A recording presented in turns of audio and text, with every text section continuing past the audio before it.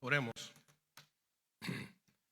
Padre amado y misericordioso, gracias por este momento, gracias por este tiempo que pudimos elevarte alabanzas a tu nombre. Gracias, Señor. Gracias porque al cantarte a ti, al expresarte a ti el deseo de nuestro corazón, la intención de nuestro corazón de adorarte y de alabarte, también edificamos nuestras almas. Gracias, Señor, porque tu presencia, como dice una alabanza, es el cielo para nosotros. Gracias por estar presente en nuestra vida y por permitirnos adorarte, por permitirnos bendecir tu nombre. Y ahora, mi Dios, específicamente en este momento donde vamos a meditar en tu palabra, te pedimos, Padre, que tú seas con nosotros, que nos guíes, que nos ayude, que abra nuestro entendimiento espiritual para que podamos, Señor, discernir esta palabra que tú inspiraste como tú lo quieres que se haga en nuestra vida. Padre, ayúdanos en este momento. Abre nuestro entendimiento, guíanos tanto en la exponencia como en el entendimiento a mis hermanos y a las personas, Señor, que van a estar expuestos a esta meditación. Te lo suplico en el nombre poderoso de tu Hijo amado, Cristo Jesús. Amén. Hoy seguimos en el capítulo 7 de nuestro Evangelio de Juan y hoy tenemos un tema de temas. Tenemos el don del Espíritu Santo. El tema del don del Espíritu Santo es un tema de mucho hablar.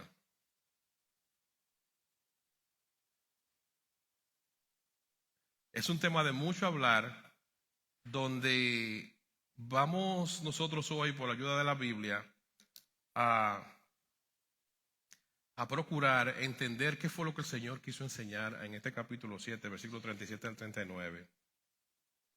Dice la Biblia, Juan 7, 37 al 39, el último día del festival del mes más importante, estamos hablando de la Nueva Traducción Viviente, estamos leyendo, Jesús se puso de pie y gritó a la multitud, todo el que tenga sed puede venir a mí. Todo el que crea en mí puede venir y beber, pues las Escrituras declaran, de su corazón brotarán ríos de agua viva. Y el 39 dice, con la expresión agua viva se refería al Espíritu Santo, el cual se le daría a todo el que creyera en él, pero el Espíritu aún no había sido dado, porque Jesús todavía no había entrado en su gloria. Amén. La enseñanza del Espíritu Santo es, en el cristianismo, es una enseñanza muy discutida y muy mal entendida. A través de la historia de la iglesia ha sido una enseñanza que ha traído inclusive controversias en algunos círculos. Y en este capítulo 7 del Evangelio de Juan, encontramos a Jesús enseñando específicamente qué es el Espíritu Santo, cómo viene esa promesa, y lo vemos haciéndolo desde un escenario, una fiesta que estaba haciendo el pueblo, en este caso el pueblo judío, el pueblo de Dios. Jesús trata de hacer la enseñanza en una fiesta de las 7 fiestas que Dios le dio a su pueblo de Israel para que celebraran. En una de ellas es que Jesús se encuentra ahora mismo hablando de este tema del Espíritu Santo. Las fiestas judías que se celebraban en el pueblo tenían un propósito muy marcado, y era que a través de ella el pueblo de Dios iba a estar reflejando lo que era la resurrección, la muerte, resurrección y el sacrificio de Jesucristo. Entonces, el Señor le ordenó estas fiestas, las 7, para que el pueblo fuera mirando lo que iba a ser el sacrificio del Mesías, de Jesús. Entonces Jesús usa este momento específico donde todo el pueblo tiene instrucciones de parte de Dios para decirle, ok, estas fiestas que ustedes están celebrando tienen un propósito, y es que ustedes se vayan entrenando, que ustedes vayan entendiendo el propósito del Padre, de Dios Padre con ustedes. Entonces Jesús en ese escenario le habla a ellos, porque Jesús sabía la importancia de la fiesta. Jesús conocía lo que significaba para el pueblo del entonces y lo que significaría para las futuras generaciones de la iglesia. Entonces aprovechó las circunstancias. Si vemos, por ejemplo, como él dice aquí en el versículo 38 de Juan 7, dice, todo el que crea en mí puede venir y beber, pues la Escritura declaran, de su corazón brotarán ríos de agua viva. Es el versículo que nosotros hemos asignado como fundamento de la meditación de hoy, pero nosotros estuvimos leyendo no solamente en el 38, sino del 37 hasta el 39. Y en estos versículos encontramos que lo que el Señor enseña es que en lo que es la impartición del Espíritu Santo hay una naturaleza. El Espíritu Santo tiene una naturaleza que nosotros debemos conocer como creyentes, pero esa naturaleza, cuando la conocemos, trae bendición a nuestras vidas. Cuando nosotros sabemos qué pasa, lo que es, cómo el Señor lo explicó, podemos traer con eso bendición a nuestra vida. Y de esta forma vamos a recibir esa promesa, porque fue una promesa que el Señor hizo acá en este versículo 38. Entonces, en esa naturaleza que tiene la enseñanza, la realidad, la verdad bíblica de lo que es el Espíritu Santo, hay una promesa anunciada. Cuando leemos nosotros en la Biblia ese versículo 38, vemos que el Señor dice que lo da por sentado que se va a recibir. Pero antes de llegar a ese versículo 38 del Evangelio de Juan, ya el profeta Isaías también había, inspirado por Dios, hablado de lo mismo, había advertido al pueblo que esa promesa vendría y que esa bendición vendría para sus hijos y para todas las generaciones de la iglesia subsiguiente. El libro de Isaías, en su capítulo 44, versículo 1 al 4, dice la Biblia: ahora escúchame, Jacob, mi siervo Israel, mi elegido. O sea, ustedes saben que el nombre de la nación de Israel se puso en honor a Jacob, que después terminó llamándose Israel. Versículo 2: el Señor que te hizo y que te ayuda dice: no tengas miedo, oh Jacob, siervo mío, mi amado Israel, mi elegido, pues derramaré agua para calmar tu sed y para regar tus campos resecos. Derramaré mi espíritu sobre tus descendientes y mi bendición sobre tus hijos. Prosperarán como la hierba bien regada, como sauces en la ribera de un río. Esta profecía de Isaías está dando una de las promesas más grandes que recibe el pueblo de Dios, que recibe no solamente el pueblo de Dios aquel entonces, sino ese pueblo de Dios que también estaba figurando lo que somos hoy la iglesia. Es una promesa de parte de Dios, y en lo que es particularmente el pueblo judío, nosotros hemos escuchado a través de la historia cómo los judíos prosperan donde quiera que van. En los judíos hay una promesa de parte de Dios. Hay una promesa que Dios no ha quebrantado de prosperarlos. Aún ellos tienen su infidelidad con el Señor. Aún muchos de ellos no le han reconocido como Dios. Entonces ahora, en estos capítulos, en estos versículos del 1 al 4 de Isaías 44, el Señor está diciendo, le está diciendo a Jacob que Él va a calmar la sed del pueblo. Esa sed que obviamente no es una sed física, se está refiriendo a asuntos espirituales. Y la promesa que hace aquí dice: escúchame, mi siervo Israel, elegido, el Señor te hizo y te ayuda. O sea, el Señor que te creó, el Señor que es fiel, que está pendiente de todos los detalles, de todas tus necesidades, te dice: no tengas miedo. Esta promesa fue hecha en función al pueblo, pero el pueblo era una simbología de la iglesia. Dice: no tengas miedo, siervo mío, amado Israel.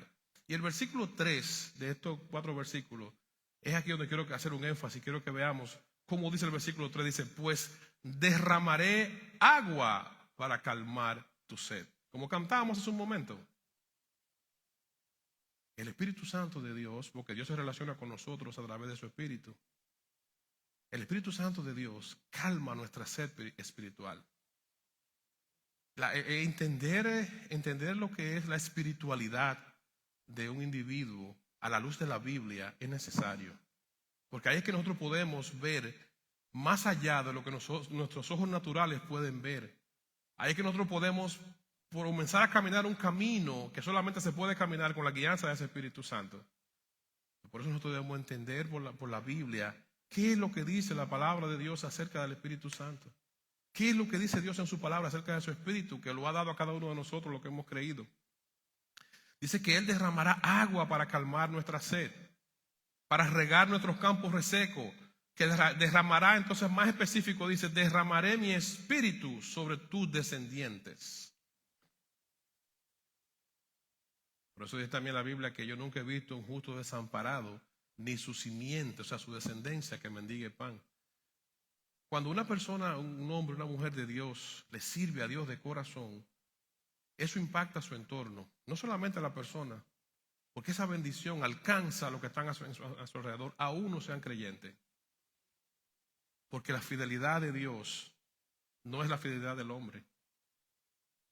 Dios es fiel, Dios es verdadero y Dios cuida a los suyos con un cuidado delicado y fino. Esos padres, esas madres que oran por sus hijos a diario, por la protección, por la guianza de Dios, esos hombres y mujeres que le son fieles a Dios, Dios escucha sus oraciones, porque es una promesa suya aquí en la palabra, de que Él va a guardar, va a sostener a su descendencia. Y a veces yo sé que en las situaciones diarias, del día a día de la persona, hay promesas de Dios que usted quisiera verla en un tiempo microondas, pero los tiempos de Dios no son otros tiempos. Lo veíamos el viernes en nuestro estudio que teníamos los hombres. El tiempo de Dios, el marco de tiempo para Dios no es el marco del tiempo del hombre. Hay cosas que Dios puede responderla en un día, como puede tomarse 30, 40, 50 años. Y Él en su soberanía, Él sabe por qué.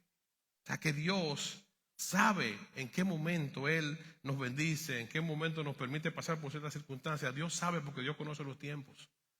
Y en este caso, de la promesa de Dios a través de la guianza de su Espíritu Santo, Dios dice aquí en su palabra que Él va a derramar su Espíritu sobre los descendientes de sus hijos. O sea, cuando tú eres una mujer, un hombre de Dios, que tú predicas la palabra, que tú modelas, que tú enseñas a tu descendencia, que le enseña la palabra de Dios, hay una promesa de parte de Dios. Esa palabra no va a retornar vacía. Esa palabra va a tener un efecto. Sea hoy, sea mañana, sea en un futuro. Va a tener un efecto. Una promesa que nos convierte a nosotros la vida en una bendición, no solamente para mí, sino también para los demás. Porque cuando una mujer, un hombre de Dios, está siendo guiado por el Espíritu Santo, dice la Biblia, como dice aquí en el versículo 38, que de su interior corren ríos de agua viva. O sea, de su ser interior, de su hombre interior, corren ríos de vida. Hay personas que cuando usted lo escucha hablar, usted se da cuenta que está muy lejos de Dios. Personas amargadas, personas negativas, personas con una pesadumbrez en lo que como ven la vida y cómo hablan, cómo perciben las cosas. Todo lo contrario a personas que usted ve que tienen una íntima comunión con Dios y su boca se abre para alabar, para bendecir, para traer bendición a la vida de la gente que los rodea. En el mundo secular se habla del positivismo. Lo ven como algo, por el positivismo, algo positivo. Sé positivo, di cosas que son positivas. No, en el espiritual es que tú lo que estás actuando es en consecuencia de la vida que está dentro de ti de parte de Dios. La vida que Dios te da. Y esa vida tú la impartes y tú la llevas donde quiera que va. Y tú le bendices la vida de la gente que te rodea, incluyendo tu casa. Porque corren de ti, de tu interior, ríos de agua viva. La palabra de Dios dice en 1 Corintios capítulo 12, versículos 6 al 7, Dios trabaja de manera diferente, pero es el mismo Dios quien hace la obra en todos nosotros. A cada uno de nosotros se nos da un don espiritual para que nos ayudemos mutuamente. Al pueblo de Dios, a la iglesia de Jesucristo, no hay esa persona que haya venido a Cristo, que sea un cristiano genuino, que Dios no le haya dado un don, que Dios no le haya dado algo para que sirva a sus hermanos, para que sirva a los demás. Dios de su manera discrecional da los dones, da las capacidades de manera diferente, pero eso es para bendición mutua. Y esa bendición de Dios, cuando usted es un hijo de Dios que sabe lo que Dios le ha dado y usted lo usa para lo que Dios se lo dio, usted bendice la vida de la gente que le rodea. Hay personas que usted quisiera tenerlo al lado porque son de bendición. Contrario a otros que usted dice, ay, no puedo estar con esta persona. Cuando estoy al lado de esta persona estoy contrariado. Cuando estoy al lado de esta persona es una persona muy negativa, una persona que impregna un ambiente negativo donde está. Hay personas así. Y yo sé que todos nos hemos topado con gente así. Contrario a otras personas que usted dice, wow, qué bendición esta persona cuando habla, cómo se comporta. Es una persona muy afable, de mucha bendición. Una persona que es agradable compartir con esa persona o convivir con esa persona en algún tipo de ambiente. Cuando un hijo de Dios está en el pleno ejercicio de su vida espiritual, es una persona que es de bendición donde quiera que llegue. Aún no es una persona perfecta, porque sabemos que no somos perfectos y que hay personas que tienen ciertas debilidades en su carácter. Pero aún así, Dios pone gracia en las personas que le sirven, que le aman y tienen comunión íntima con Él. Y esa gracia de Dios manifestada a través de la dádiva de Dios, del don de Dios para servir a nuestro entorno, a nuestros hermanos. Esta promesa de Dios es ofrecida y dada para los creyentes, para los hijos de Dios, para los cristianos.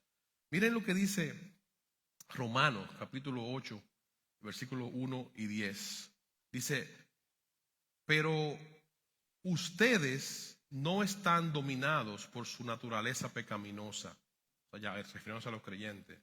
Ustedes son controlados por el Espíritu Santo de Dios que vive en ustedes.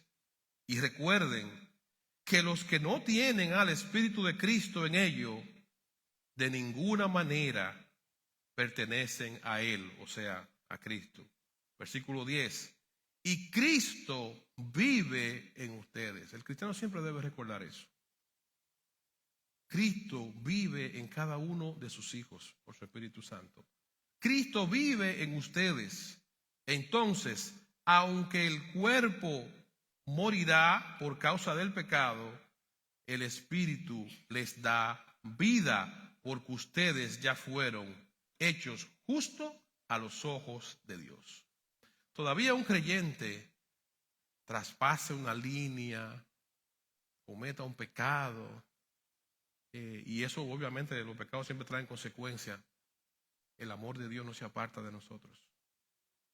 El amor de Dios sigue ahí en su misericordia, sosteniéndonos con su mano de amor y poder y misericordia.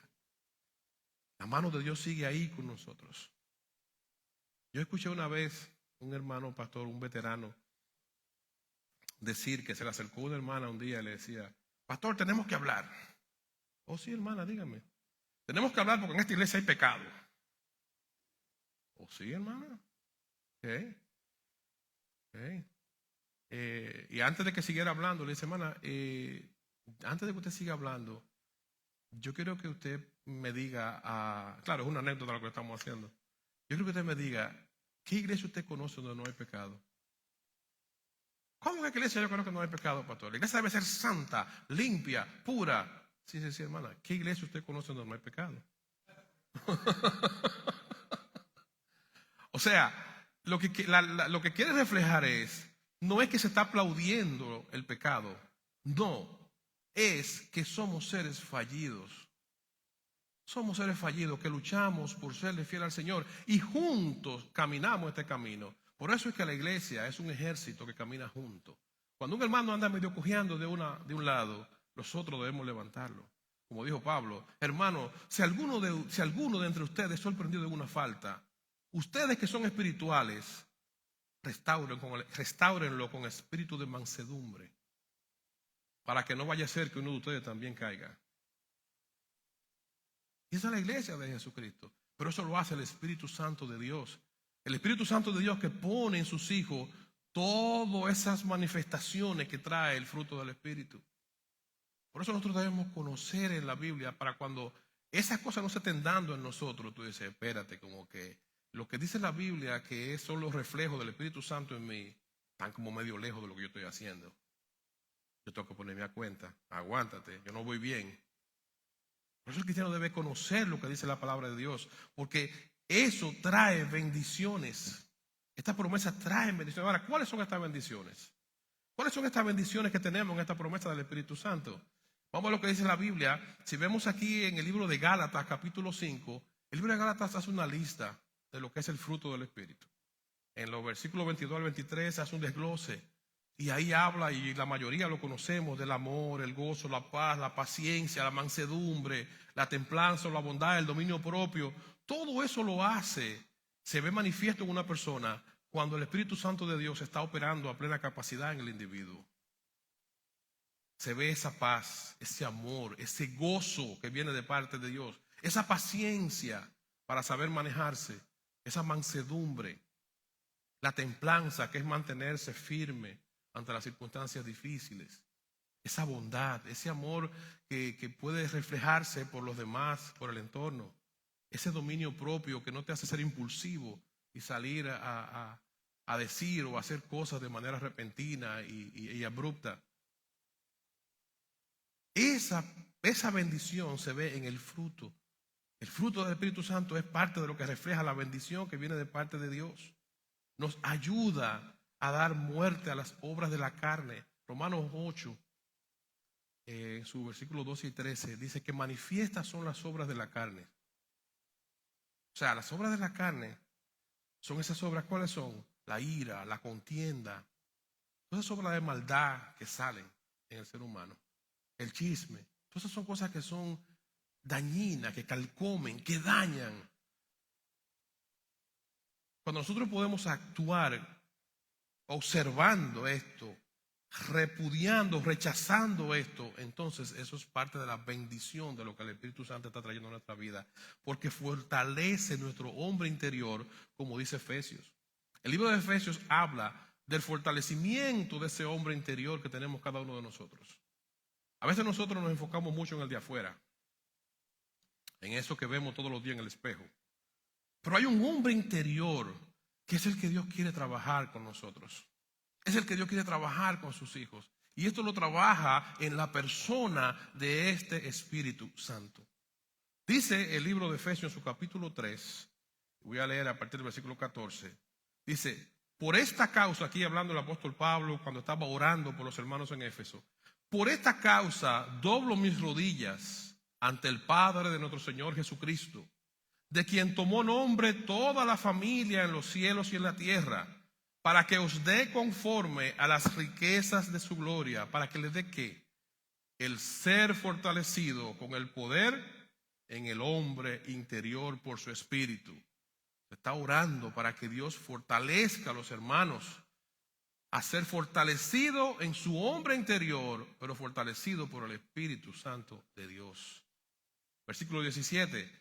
Para que habite Cristo por la fe en vuestros corazones, a fin de que arraigados y cimentados en amor, seáis plenamente capaces de comprender con todos los santos, o sea, con todos los hermanos que conforman la iglesia, con todos los santos, cuál sea la anchura, la longitud, la profundidad y la altura, y el conocer, oiga bien, el conocer el amor de Cristo. Cuando nos fortalecemos en nuestro hombre interior, conocemos el amor de Cristo que excede todo conocimiento, para que seamos llenos de toda la plenitud de Dios. Cuando conocemos, identificamos, valoramos y damos gracias a Dios, estamos agradecidos de Dios por ese amor de Cristo, nosotros vivimos vidas en consecuencia de. Nosotros vivimos vida donde todos los días, cada pensamiento, cada plan que yo voy a hacer es filtrado por el agradecimiento que tengo delante de Dios, porque Jesucristo murió por mí. Porque Jesucristo ahora en su Espíritu Santo es el que me guía. Y ese amor, porque la esencia de Dios es el amor, y ese amor va a mover mi vida. Ese amor me va a hacer las cosas que hago dentro de mis hermanos. Ese amor me va a hacer las cosas que hago con mis vecinos, con mis compañeros de trabajo. Me va a hacer pensar y actuar de la manera que lo hago. donde cada vez más se va a alejar de mí la mezquindad, la maldad, la hipocresía, las cosas que dañan las relaciones de los seres humanos y que hacen que la persona cada vez más tenga menos chance de conocer a Dios.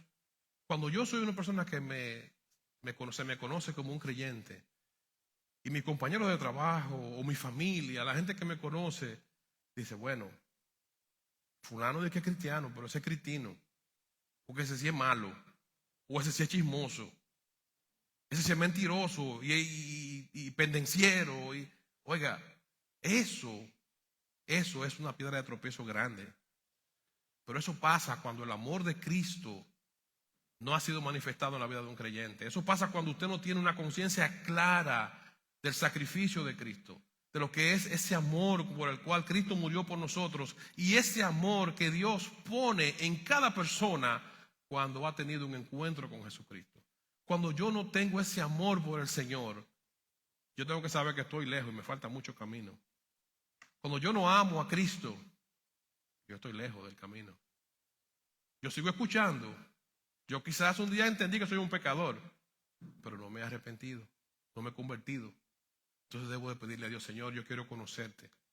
Esa debe ser una oración de cada persona que no ha llegado a ese punto. Señor, yo quiero conocerte. Hay una alabanza que dice así, Señor, quiero conocerte más, vivir en santidad. O sea, es ese deseo de acercarse más a Dios, de conocer más a Dios. Y a Dios solamente lo podemos conocer por su palabra y con la guianza de su Espíritu Santo. No hay otra forma. Eso fue lo que Él estableció.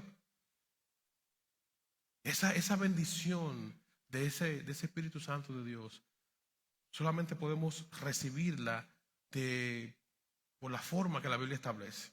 La Biblia dice que debemos de creer.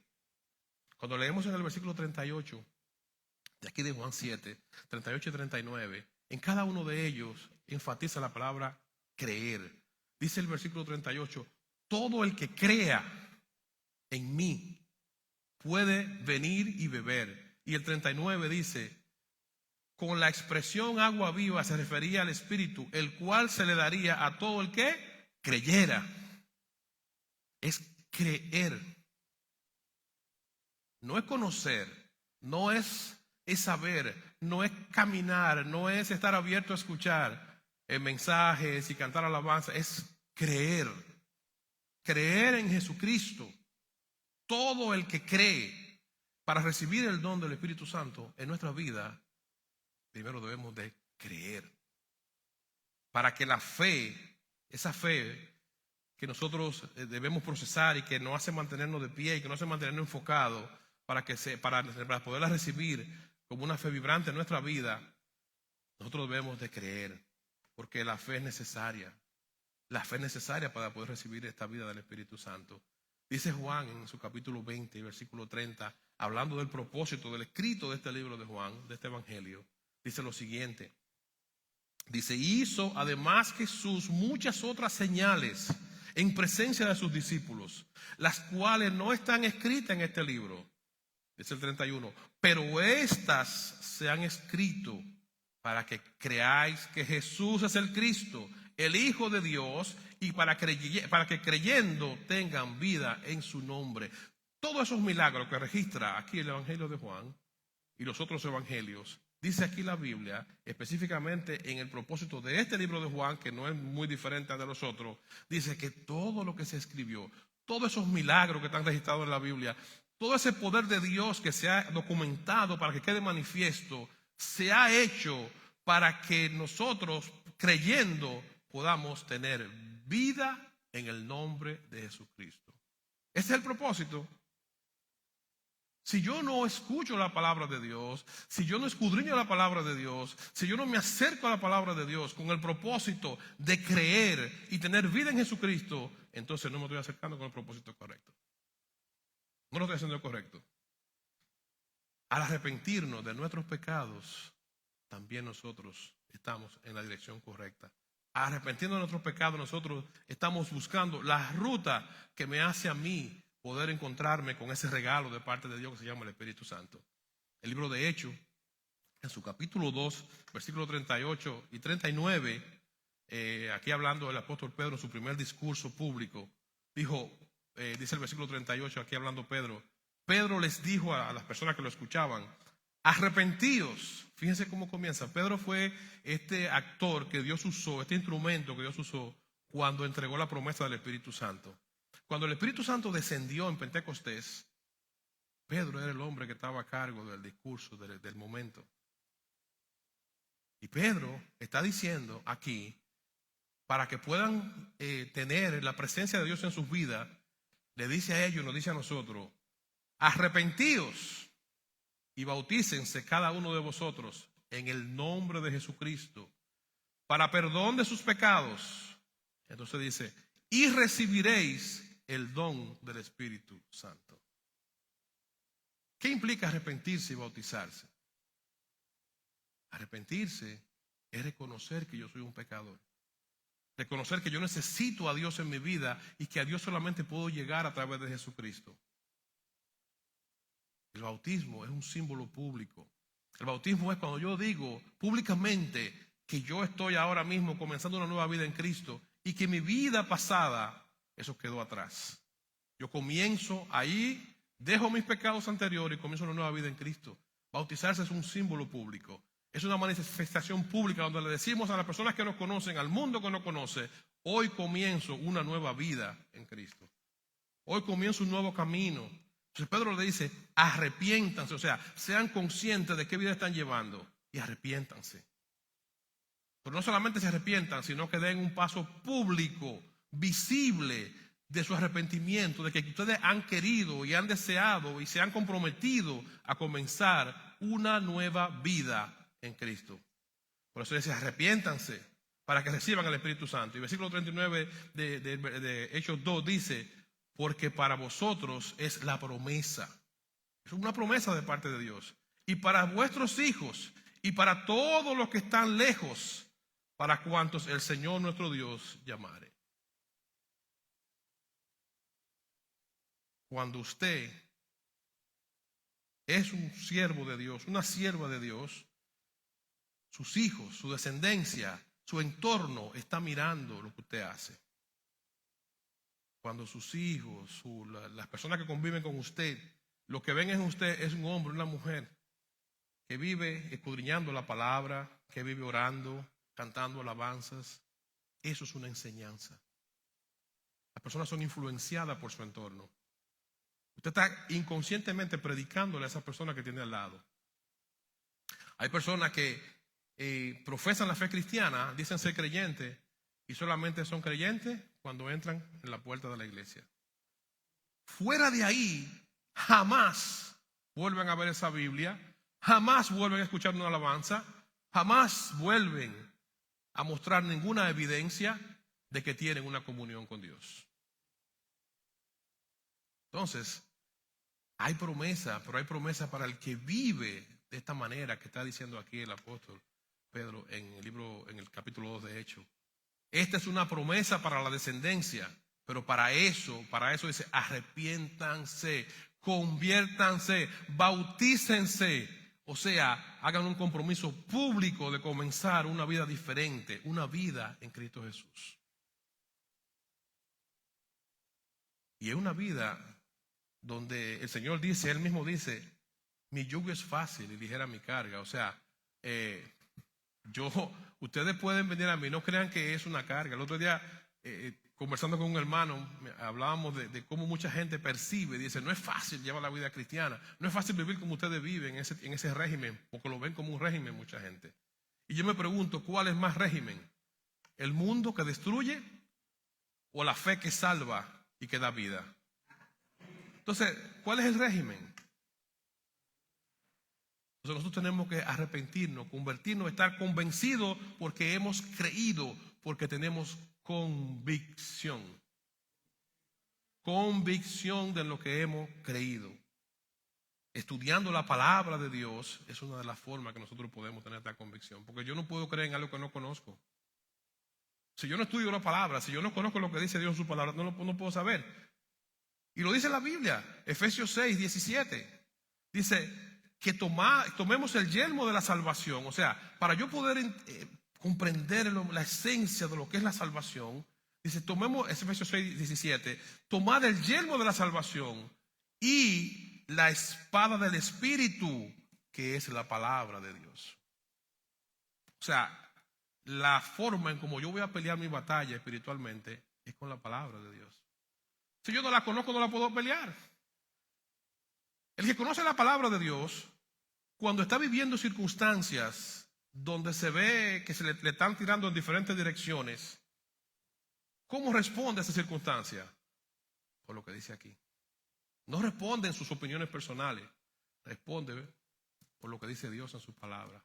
Por eso dice el escritor de Efesios que tomemos el yelmo de la salvación. O sea, esto es lo que me va a llevar a la salvación. No son los brincos, no son lo que yo me crea, es conocer a Dios por su palabra para poder responder a la vida de la manera que Dios espera de mí, para poder responder a las circunstancias espirituales que se me presentan de la forma que Dios ha establecido en su palabra. Eso nos ayuda a alejarnos del pecado, para que no contristemos al Espíritu Santo, porque el Espíritu Santo se contrita. O sea, está en nosotros. Si creímos de verdad, está en nosotros, pero lo apagamos con nuestros pecados.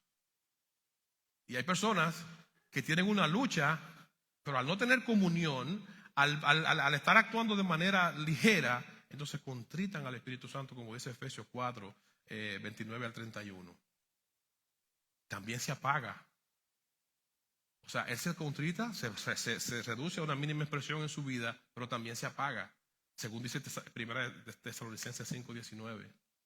Se apaga. O sea, hay un momento donde la vida de una persona puede estar en peligro porque tiene una conciencia cauterizada, se ha alejado de Dios, ha perdido el foco. Personas que quizás un día estuvieron sirviendo muy fervientemente al Señor, pero perdieron el foco. Entonces el Espíritu Santo de Dios es una promesa de parte de Dios, que cuando nosotros recibimos esta promesa y la abrazamos, trae bendición a nuestra vida, pero también trae bendición a la vida de los que nos rodean, de nuestros hijos, nuestros vecinos, nuestros hermanos. Trae bendición a la gente que nosotros podemos tener algún tipo de influencia. Eso lo hace el poder santo y glorioso de Dios. Y ojalá, mis hermanos, y con esto concluimos, que nosotros podamos abrir nuestro corazón cada día más para recibir esa promesa del Espíritu Santo. Que nosotros podamos abrir nuestro corazón para recibirlo en nuestra vida y que no nos hará falta nada. Cuando el Espíritu Santo está gobernando plenamente mi vida, a mí no me va a hacer falta nada. Porque voy a tener bendición y voy a ser de bendición para la gente que me rodea. Voy a estar actuando no movido por mi hombre exterior, sino por mi hombre interior, que es el que Dios fortalece. Es el que Dios mantiene con vida cuando nos mantenemos en comunión con Él. Independientemente de que estemos en una condición favorable en nuestro cuerpo físico, ese hombre interior es el que debe estar fortalecido. Ese hombre interior es el que debe de estar sostenido sobre la roca que se llama Cristo Jesús. Así es que Dios nos bendiga y nos guarde y nos ayude a nosotros a valorar esta promesa del Espíritu Santo, a abrazarla y a dedicarnos a pedirle a Dios que nos ayude a seguir adelante en esta tierra, solamente guiado y sostenido por su Santo Espíritu. Vamos a orar. Padre, muchas gracias por este momento. Gracias, Padre, por tu palabra que nos guía, que nos edifica. Tu palabra que es real. Ayúdanos, Señor, como dice el libro de Efesios, a que nosotros vayamos siempre a tu palabra, tengamos el deseo, el anhelo de estar en tu palabra, porque ella es la que nos fortalece espiritualmente. Ella es la que nos acerca a ti, nos hace conocerte más, nos hace, Señor, poder caminar en esta tierra en la santidad que glorifica tu nombre. Hombres y mujeres imperfectos, hombres y mujeres, Señor, que te aman, que te sirven, pero que luchan, Señor, cada día. Así es que, Señor, ayúdanos a desear estar cada vez más en tu presencia, en tu palabra, a conocerte, a vivir de forma que podamos estar siempre fortalecidos en nuestro espíritu para la gloria de tu nombre, bendición de nuestra vida y bendición de nuestro entorno. Ayúdanos, Padre. Completa la obra en cada uno de nosotros. Te lo suplicamos, mi Dios. por Jesucristo, tu Hijo amado. Amén.